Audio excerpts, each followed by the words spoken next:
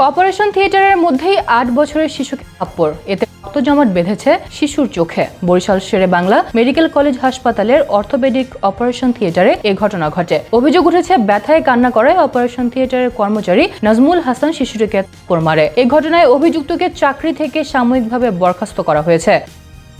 পাশাপাশি তার ঈদ বোনাস সহ বেতন ভাতা বন্ধের নির্দেশ দিয়েছে হাসপাতাল প্রশাসন। এর আগে ওই ঘটনায় ডাক্তার মোহাম্মদ মাজহারুল রেজওয়ানের নেতৃত্বে ৩ সদস্য বিশিষ্ট তদন্ত কমিটি গঠিত হয়েছে।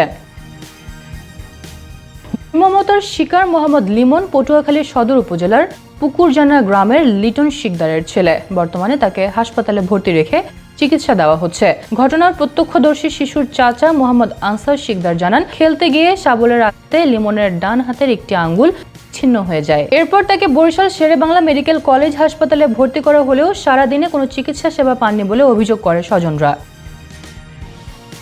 এরপর রাত ৯টার দিকে লিমনকে ওটিতে নিয়ে গেলে শিশুটির চাচার সঙ্গে ছিলেন। তিনি জানান, নাজমুল হাসান নামের ওই অফিস সহায়ক লিমনের হাত অবশ করতে ইনজেকশন পুশ করছিল। এ সময় ব্যথায় চিৎকার এবং নড়াচড়া করলে হাত থেকে সিরিঞ্জটি পড়ে যায়। ক্ষুব্ধ হয়ে লিমনের গালে কষে থাপ্পড় বসিয়ে দেন নাজমুল। এতে তার গালে আঙ্গুলের ছাপ এবং চোখে রক্ত জমাট বেঁধে যায়। কিন্তু চিকিৎসার স্বার্থে ওটির মধ্যে তখন কোনো প্রতিবাদ করিনি।